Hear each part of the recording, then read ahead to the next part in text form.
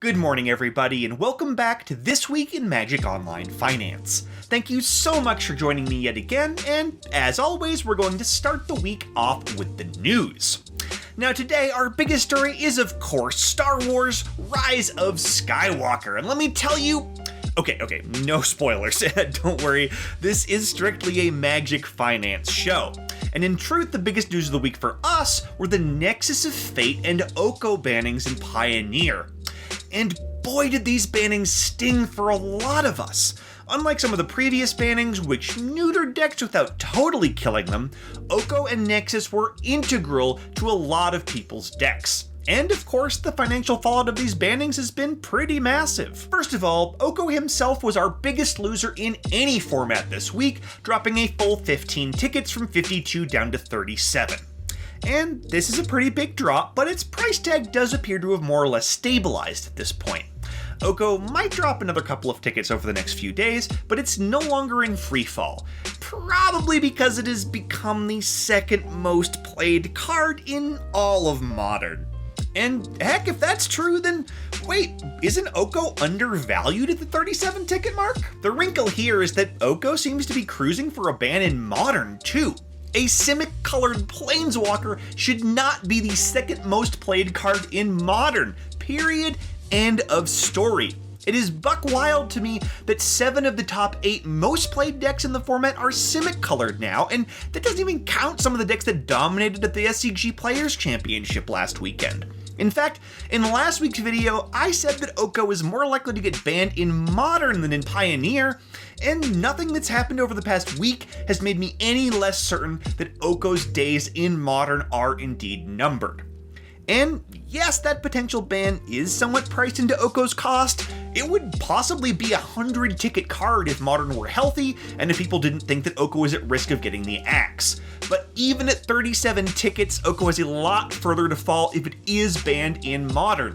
I'm just out on Oko going forward. As for Nexus of Fate, I'm currently a little bit baffled about why it hasn't dropped in price all that much. The card only fell 3 tickets this week from 25 down to 22, despite being banned in the only format where it's any good.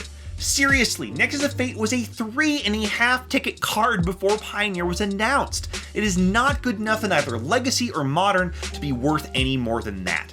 Nexus should have dropped at least 10 tickets last week, and I've got no idea why that hasn't happened yet. So if you can get anything close to 22 tickets for your copy, I would move on ASAP. Let's take a bit of a break from the negative news and move on to gaining ground, where a ton of stuff has been surging in price now that Pioneer is wide open for innovation and brewing.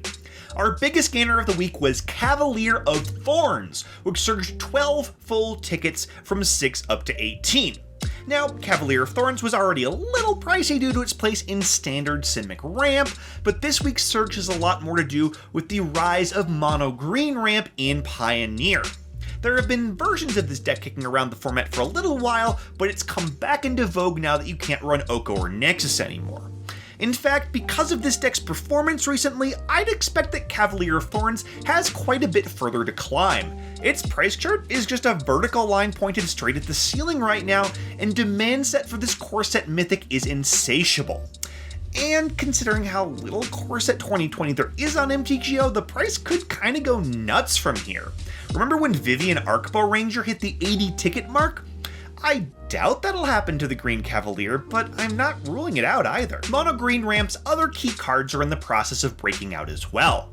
Oblivion Sower, Worldbreaker, and Ulamog the Ceaseless Hunger all spiked in price a couple of weeks ago when the deck was first discovered, but those gains proved a little bit fleeting as Oko continued to dominate the format regardless. Now that Oko is gone, all 3 of those cards are spiking again, and this time their gains could both be more significant and more permanent. Bet against this deck at your own risk. I'm going to talk about the next 3 Pioneer gainers in a group: Goblin Rabblemaster, Arclight Phoenix, and Teferi Time Raveler. Now, Rabblemaster gained 10 tickets from 7 up to 17, the Phoenix jumped 9 tickets from 10 up to 19, while Teferi surged 8 tickets from 55 up to 63.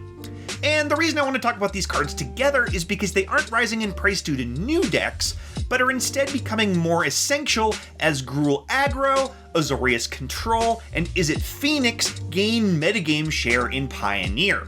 With the Oko and Nexus decks gone, folks need a new deck to turn to, and these are 3 of the most popular builds right now.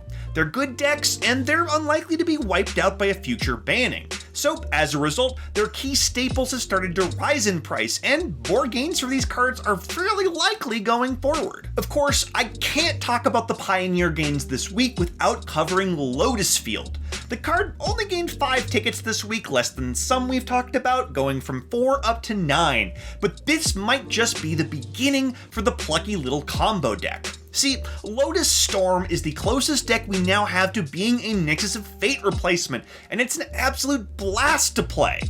Granted, I have no idea if Lotus Storm is heading toward the top tier of Pioneer, or if it's simply the budget brew flavor of the month, but I have seen it put up solid enough results that I don't want to underestimate what's going on here. People are buying in big right now, and that shouldn't be underestimated. Lotus Field and the other staples from this deck are going to continue rising in price. Over in Modern, the card that gained the most ground this week was Icefang Coatl yet again. Icefang Coatl jumped another 8 tickets this week, climbing from 14 all the way up to 22. And this is of course due to banned Snow Control in Modern, one of the many Oko decks that's currently eating the format alive. This is also a secondary reason for Teferi Time Raveler's surge, and honestly I'm not surprised that folks are flocking toward this deck right now. Even without Oko, Arkham's Astrolabe is likely to remain a key part of the Modern metagame, which means that Icefang Coatl is probably always going to find a home in this format. That said, I'm still going to try to sell my Icefang Coatls as soon as this current hype cycle dies down. This particular build is unlikely to survive the inevitable Oko ban, and there should be another window to buy low once the format gets a major shakeup in the new year. Also, Modern Horizon cards tend to be highly volatile on MTGO, and it can be lucrative to sell at the top of these spikes and buy back in again at the bottom over and over again, and that's what I'm going to try to do here. Let's move on now to our biggest losers, where in Pioneer, well, we've already talked about Oko, so next up is actually Kalida's Trader of Get, dropping just 3 tickets from 18 down to 15. And this says it all about the Pioneer market right now. People simply aren't selling their Pioneer staples, even on here on the eve of the holidays, and way more cards are gaining value than losing it in Magic's newest Eternal format. Even Kalidas feels closer to a buy than a sell to me right now. A lot of the aggro decks that were left for dead after the Smuggler's Copter bans are finding new life in the post-Oko, post-Nexus metagame. And yeah, that includes Mono Black. In fact, as of now, Mono Black is the second most popular deck in Pioneer, and it runs 2 copies of Kalidas in the sideboard. So at some point soon this card will bottom out and start gaining again, and I'd like to get in before it does. Now, over in Modern, prices just aren't moving right now. Aside from a few outliers like Icefang Coatl, there isn't much upward movement, but there also isn't much downward movement on the other side of the ledger. Mishra's Bauble and Renin 6 are probably Modern's biggest losers this week, but each of them only lost about 2 tickets each. The Bauble dropped from 24 down to 22, while Renin 6 dropped from 38 down to 36. People just aren't playing much Modern right now, and like I said for the past few weeks, I expect that to change at some point in the new year.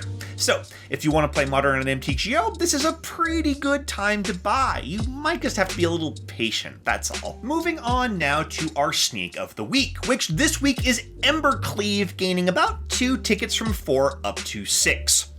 And at first glance, you might think this is just another little upward swing in Embercleave's overall price trend, which resembles a sine wave more than a climb. The card started at 2, it climbed up to 6, it dropped back to 2, it spiked back to 6, it fell back to 2 again, and once again it has made it back up to 6. But I'm highlighting Embercleave as my sneak of the week because I really do think things are different this time.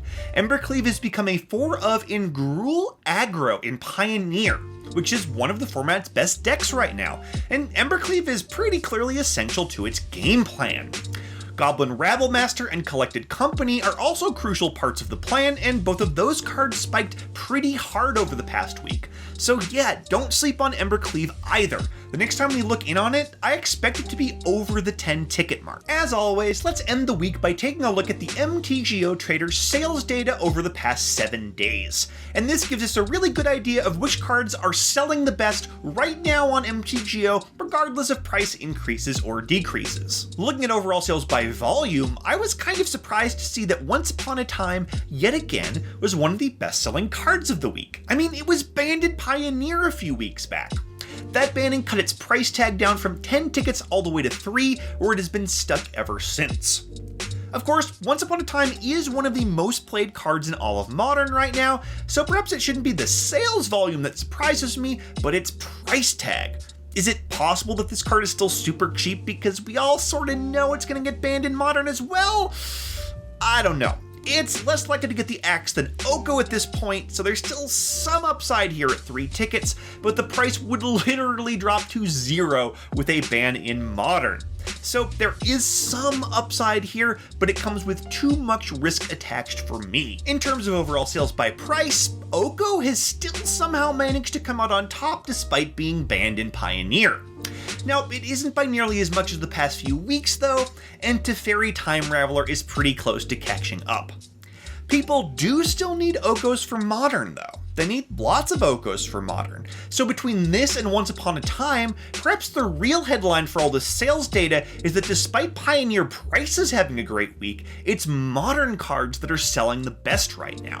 And that could mean really good things for Modern once we finally get through the holidays and into 2020. And that's all I've got for you this week. Thank you so much for joining me, and I will see you again next Monday morning for a special New Year's edition of This Week in Magic Online Finance.